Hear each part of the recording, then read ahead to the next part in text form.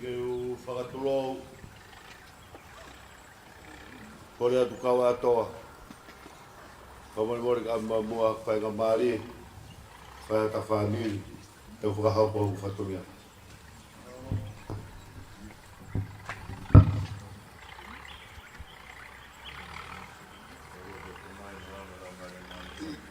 Amen.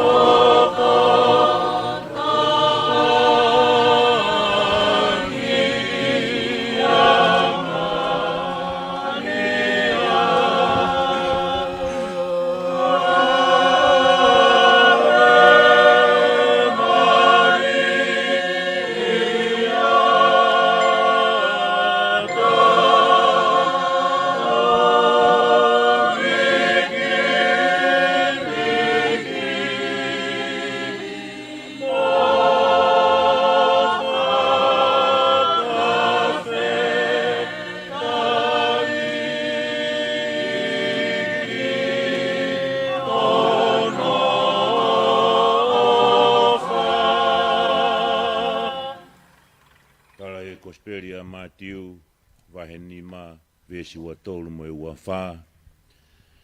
Kau tau omi ke tuku whilaulau, e whaki tau mea ofa. E toki kakato ano ngahi tāpua ki. Poko bau te tau whoki atu. A toi whakawakai beho tau ngahi loto. E toka maari e, ngai mea kotoa bei e whakawhea ngai. Ki he otua pa mo tau kāinga. Koe kore eo e whiawhini. Tau turope mohe au e ki o kore ane whai me si. O teo e kātoanga koeni. O mau inga whakamaho tau loto. O tau whakakaukau. Koe hui be kai kakato e huelo. O e mama e toi tu u, pia ke tapa atu o fungani, e whakafotunga e tau mo ui, te whito be tau tauhi ho tau wā, ki he otua pia mo tau kāinga.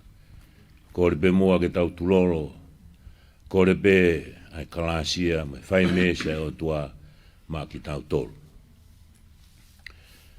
Ko e ku whakatoma e amo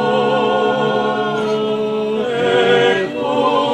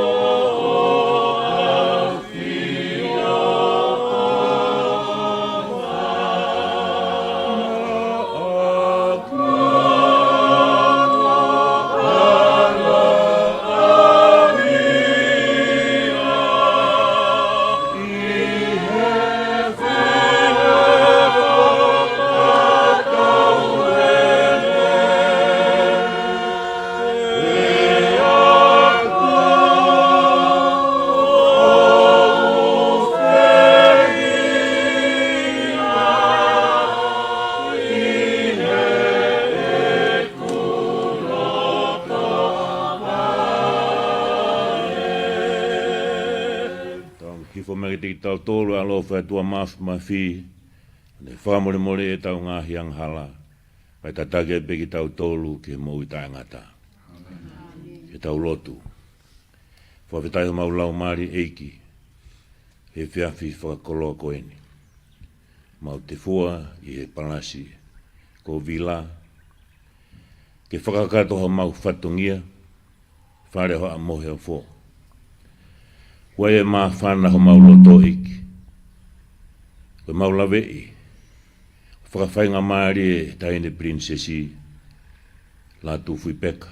Angelika tu aho. Maulawe i rei be o kwhai e ma I moa ako I whanua murina. Mahulu atua e mauloto hounga ia o me whakawhetai.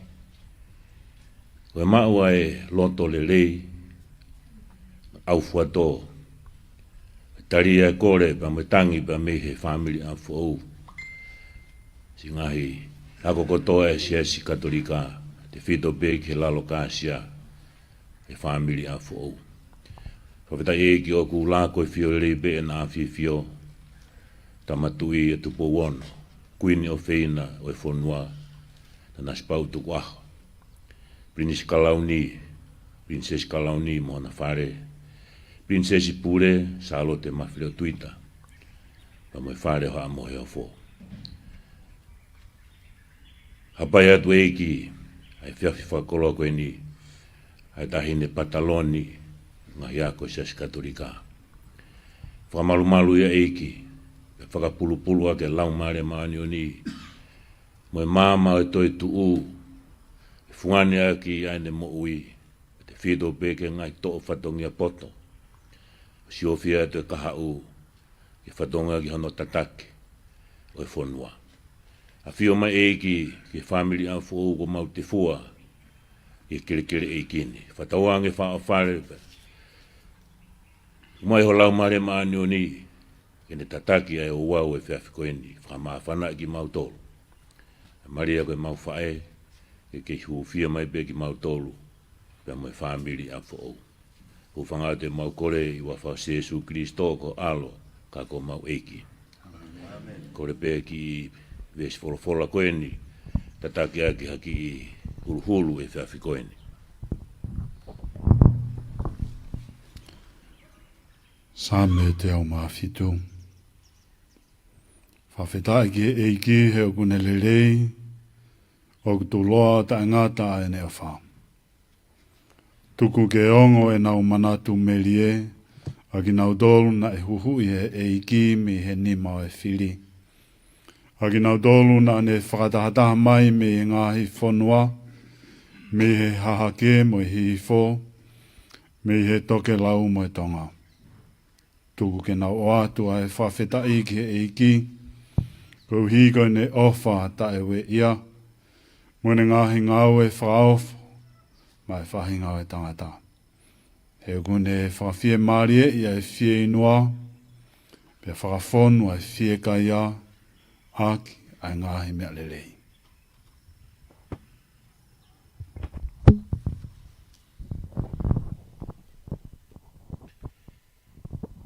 Taha kau maani oni e siasi, sangato Ireneo, e senturi hono ua. Taha ngai whamao popo ene mo ui. The glory of God is manifested in a person who lives his or her life to the full. Whawhetai tahine princess, e whawhakoloa koeni. Oku laukau, ai whamiri api fo'ou, e whiawhi whakakoloa koeni.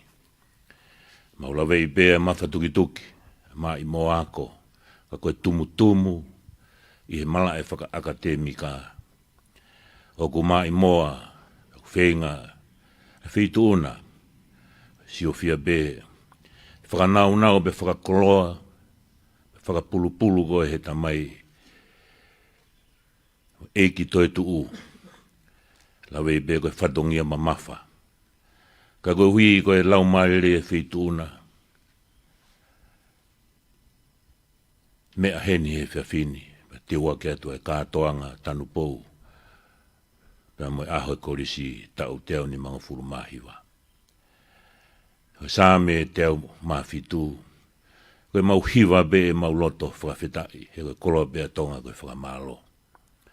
Whakatauanga be koe lau maari e ia kātoa ngā pia, ngai koe kore whamore na tau kau ngā punou. Kore pe e mesi, moe keresi au tau o tua. E toki ka katoa ai, pia monu ia. A kātoa ngā kwhai hono te uaki. Whatauange pe, nofo ia he lau maari e maanyo ni, whakamama whituuna, me whare tupou. Pehe ke ngai ako sa katolika. Pehe ke family am fo te teua te kātonga koe. Kore whamore mora tu pe, te maulau pe ki stofa maria tolu, pe mo koloria, tala tu whakaholo pe api o maria, whae tapu. Kore ai hufaki maangonga e whae tapu, uhi pe kono alo, e whakakakato, ai ngā ue ko tau kamatai. So tofa maria, e mohu kalasia, pe te koe e iki, e monu ia koe, e fine fuape, whai tāpu ki, fuha mana wako se su, sanga ka maria, whai atua, e fine tāna e hon, a fuha mama te, so tofa maria, e mohu kalasia, e te koe e iki, e monu ia koe, e fine fuape, whai tāpu ki, fuha mana wako se su, Sanga ka Maria, whai atua, e whia te mātou, hana e ahon, a koe mama te. So tōwha Maria, e mohu kalasia, te koe aki, e mōmi a koe, e whine fuape, whai tāpu kini, fua mana wako sesu. Sanga ka Maria, whai atua, e whia ki mātou, hana e ahon, a koe mama te. Gloria, te tamai, au, lau maari maani.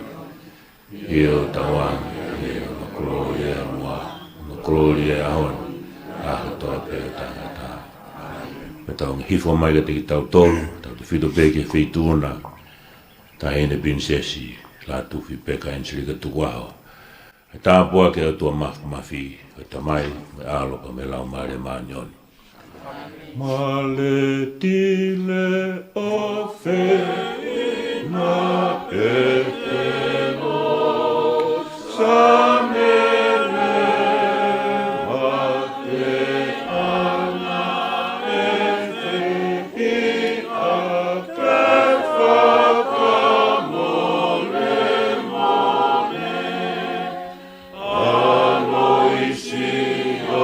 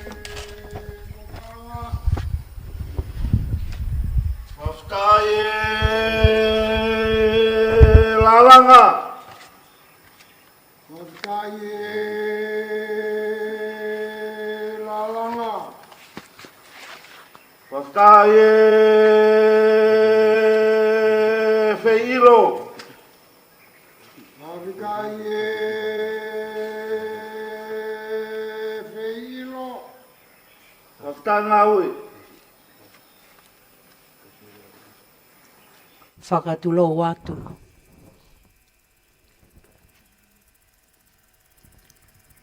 Kore atu pēa katoa ki lalo kāsia e kau atoa ke whamalu mua e tala whakatapu kotoa peo e lotu pēa moe whonua. Ko a whaki e kere tupua e iki o e api ko vila. Kai ata ke whakahoko atu ai whakahounga me e kotoa o e koristu tuku o apfo o. O kuhounga ia ke koristu tuku apfo o. E lau maari e ai feitu una ke hoko koe pataloni o e ako katolika o teo siso tonga mo niwe Kai fungani aki. Aho toi lau maari e lelei. Ke mea ange. O whakaola e pouturiki. O ka pela o sangato so sefo.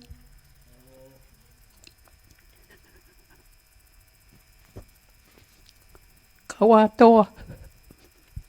Ko ena si e mau ofa. Ka ko e finanga masiva pe. Pa mo ngahi loto fonu he whakawheta. Me he kotoa e kolistu tuku apfo o tongani pe a moe ope. Ko e mea anga. O e tahine pataloni.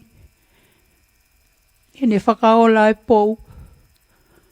Ko e whala paongo uango kumi. Awhi aki ai ngatu whātu walu. Pea whakamolu aki ai whihu whātu wha. O mau whakatau ange ke tamai o tua. Ke ne tau hi. O tāpua ki. Io. Ke ulo mai hono fofonga mo ne alo ofa. O ne atua ne merino. Ke whakapulupulu aki ai feitu una. Te ulewe lewa he. Kai ngata se mau o wha mo e hufaki. Kau toki tatau atu.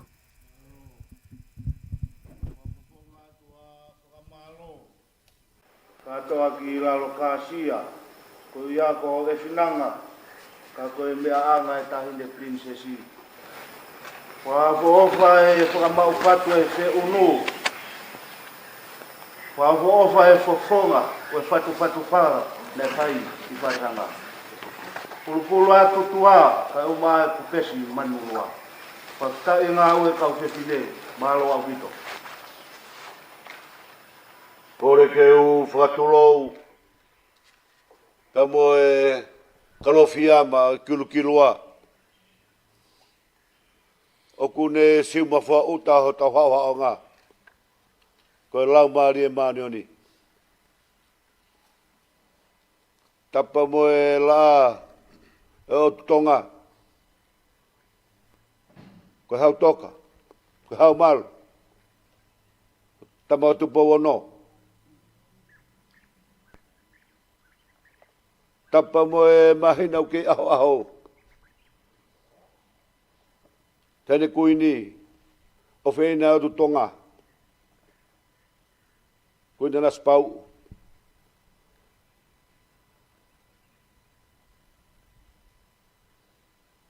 Whatapa tu ke he plati umbe. O loto tatau. Tako e Patalonia ko katolika. Prinsesi Angelica atu Fipeka. Tukwa.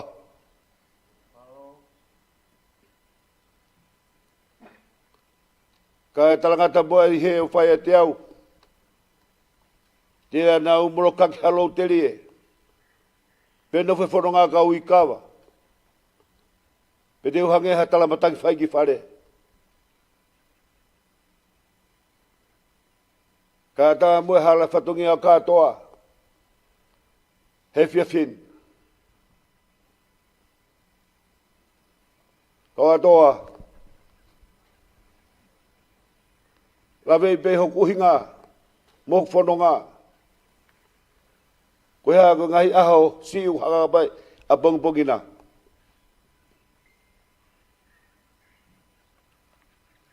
Ita kamata e hono tanpou. E whare hufanga.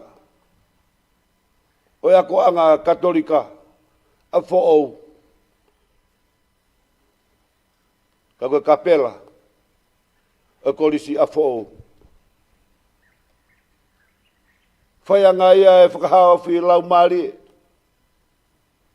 Me tanu make hakatupu e whanua. Kai pehe ki he whaamiri pa mosiasi.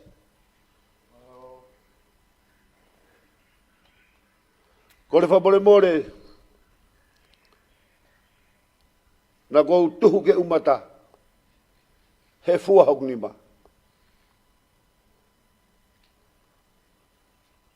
Kore whabore more na ku whakafofu e ku whakafotu mai piaf koin.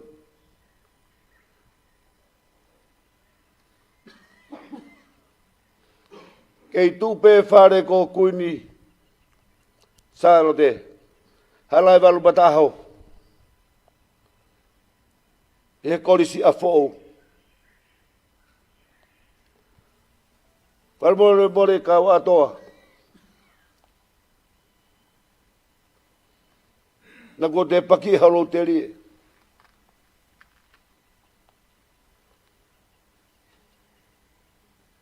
Tamai ko tau whahau. He korisi ko tupou. E hala ke pehe. Ko princess.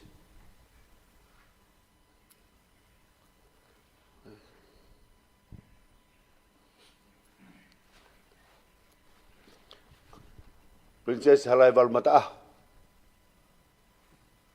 Kone me ange ke korisi a fōu.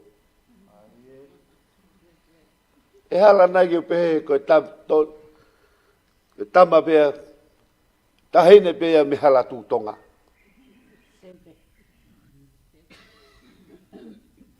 Tā pea ngari ko hala sālote. Whai mea heta whakamaunga kawato.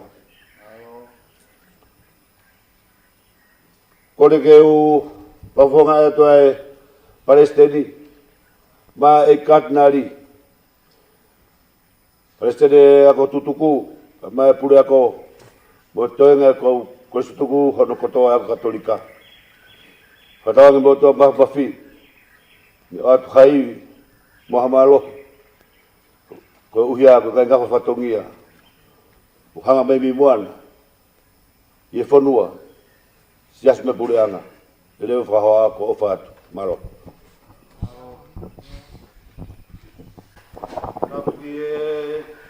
Afi e tau kakapa i e tae a. Ko e hau toka. Ko e hau malu. Ko e hau whakarewerewa i a tutonga. Tapu ki he whare o hamo he ofo. Tapu atu tahine princess. Atu whipeka tuku aho. Ko e fofonga i ki e tau aia o e api ko amaka. Isa. Ko e foi whahina ia o e api tupu a ko vira. Ko whatulo atu he tahine. Matasu te mua e wuna e wheitu ona. Ka e tuku ke honok. Aho maa kohoka. Ka mua whatongia me loto tonga. I e houa koi. Ka toa ki siu mau tunga uta. Ke u whafokonga atu te ha whakamalo. E whiawhini. Ma kei kunima pepe a mua whatongia me loto tonga. Ke kuku e kaunaka. Whai aho o whakafotu la. Whakalau mai ke whangai rupe a la a. Whoki a e ku mana tu aho ko la mariu atu. Nai hange e peo kaunua warea e ma whatongia. Api tupu a e ko wila. He tu pe ano vai a o hangi hakau te kina i moana. E whiawhini katoa ki siu mafua uta. Ke he ano tala noa. Upua e ko whawhetau laki anga. Ko manoni pe ala alaha. Mausa e ngahi kakala i roa. O api tupu a ko vira. Moni pena maku nima pe mua whatongia mi roto tonga. Ka koe e foi lupe. O fere mite. Na e kapapuna i he ope. Ko e mai moa. Mo e kumi ha whainga marie.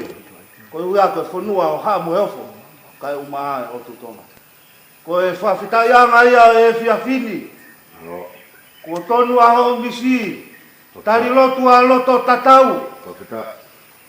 Tu talere e tahine princess i. E api tupu a kongira. Tonu a o whakawhekita, tangata e ki pātere, ai wholofola pia moe lotu, o monu i anga pia tau ki whanua. Katoa ki siu mafua uta. Kai ki rawa ke auhia ki pakuta i. I hoa tā maari e pera a pia moe mahina. a ala o nā huelo koula i e otu tonga. Koe mea i tau mua, ko eni ai foi fetu o hama. Ko eni ai foi fetu o e futoa ko hana i toke lau. Ko ke kakapa mai ke whakaafia. Toki mahino ki a te au i e fia fili. Katoa ki siu mafua uta. Mea mai e tahine prinsesi e koruani. Tau ki ai ano uko pia mo e te fito. Longolongo katoanga. Longolongo whakawhita. Ai api ko lalo kāsia. Ko ia koe whatogia au hanga mai a pōpuri. Tonu hau whafotunga, tonu hau whafotua. Ka mata ke lotu pe mo e whawhita. Te pita koula pe ia e tahine prinsesi. Kai umaa whare hama. Kai umaa e ngā au e kau whewhile. Koe teke langi e tahine prinsesi. Ia e ua whalahi atu katoa ki si matua uta. O whalahi atu ki e tangata i pātere. O ia koe lotu. Ko hake ke tahine ki lotu kata. Ia e tala monu atu. Tawang bege o tua. Tau whahala. O mea aho ku almarie. Mea atu e tahine ki a mō kau. Kau ngā fia fia. Koe aho e nai o whakatoka. Ka me tau kakaka. Ia tau tutuki e fiafu koeni. O whalahi atu. Leo rewa mahala ngau tau atu. Whakamore atu kau atoa. Te ompe mua si a whainga maari e whakaosi. Ma katoa ki lalo kāsia. Ke whai atu pe mua ki whakame ite. Me hou e kolis tutuku kotoa, kolis ko up for all. I tongani pea moe ope. Kai whewhe kau atoa. Koe tahine pataloni ko maufo i mafu te fuaia. Iha koe aho e pā mawawa. He ko ngā tue a kau moe maka. Ko haa whawhine o tāla haka. Pea hiki tue a haa tangata. He ko kofe matangi i moana. Pea noo e hifofua i taulanga. Whawhetai se o whakaatu i mai. Koe ku hufia mo e ku losario. Te ke kawa i pe koe mo whatongia i loto tonga. Te u lewe lewahe. Pea usi tua au whātu. Mālo.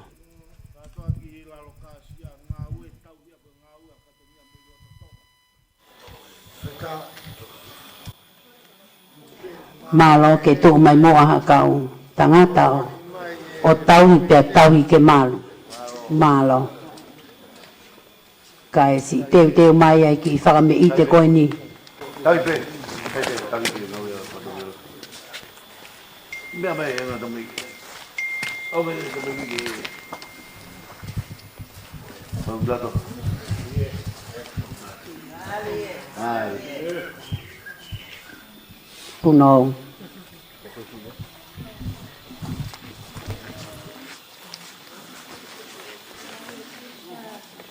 Vera. Ué, ai. Mari.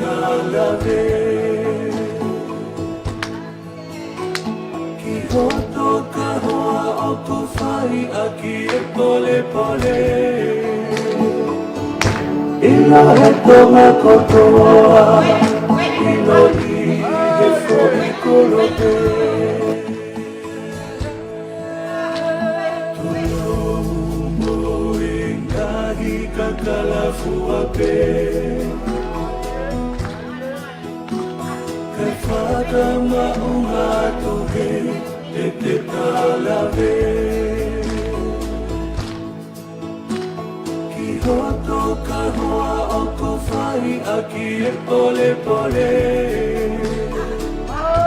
Ila he tonga kotoa Ilo I he so I kolote Kuoka pa kuoka patua E I ka le hao e hata Kangi I so I malau Koe ta aki moe ata Otumbo o moa Ka ala ki he lombo lombo o e hao E whakawe I te Ko hinge lolo ahala e walu Tu'u ke tau O e mao ka malu e fiafi O toli matala he takala fika uluaki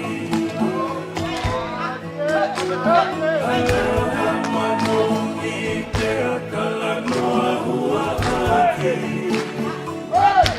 Oto he ilana whaka otoshia te uke te aki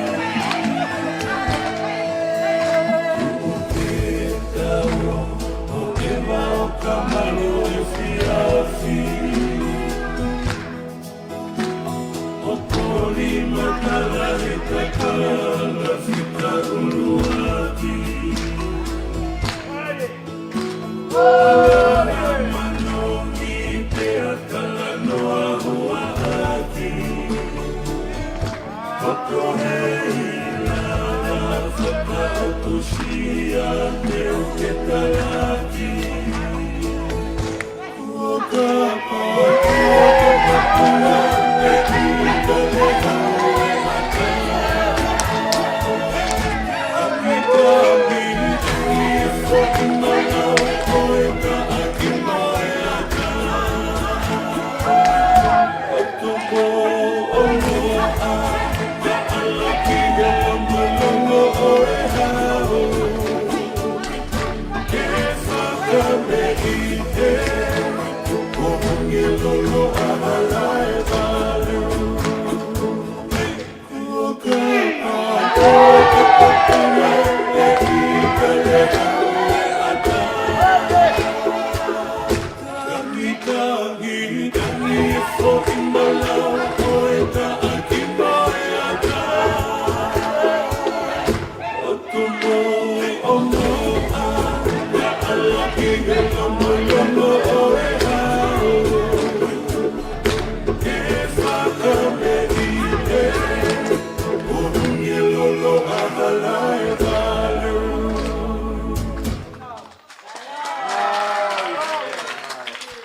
Malo. Puno pea mo. Whamore more o mo. Lava atu, hui atu. Kotoa peo tukua peki mua ki hena ki a. Kau atoa pea mo. Whatongia I loto tonga. Taine pataloni koe ongo ki uhiki koe na. O teu ke na hu ke kolisko kuinsalo te. Ka kou kore whamore more atu ki he. Tangata eki pure ako. Tupunga I he na whakame ite ke wheitu una. Ko plawei pete ke lau maria le rei peke na si alupe aki up for all. Malo mua kau atoa si omso mau whainga marie o whātu.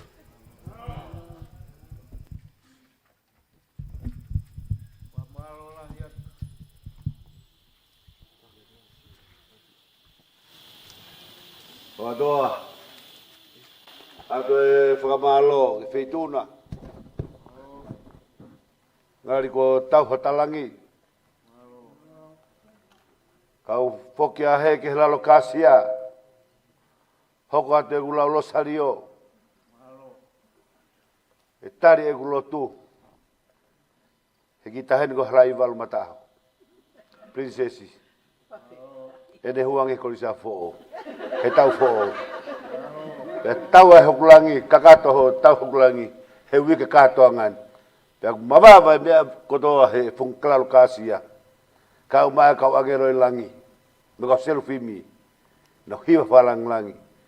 Tari mai ke aha ko e whaia tau. Aha whalai te aha tanu pou. A te whakamalo lahi. Tawangi mo tau pamawhige nei ke i whapurupuru ki motor. Ki moua. Whatongia. Ka mai tahini pataloni. E ngai ngawha whatongia e whanua. Sia sipa me pureanga. Yo leo whakahoa ko o wharahi atu. Aloha upito, katoa ki siu mafua uta. Katoa ki lalo kāsia, te langi e sia fini. Amanaki ke ui e sotia katoa ki siu mafua uta. Te ria na ko ke tuhu ke umata. Tō mahira ke tau e sia fini katoa ki siu mafua uta e tō no. Ta koe mea e tahine prinsesi, koe pataloni e ako katolika e o tutonga. Kapeta. Koe malo atu tō katolia poto e sia fini. Alo. Tau mawa e o whape. Malo pito sio mou lawa mai ka mou whakaaua. Kapeta. Alo.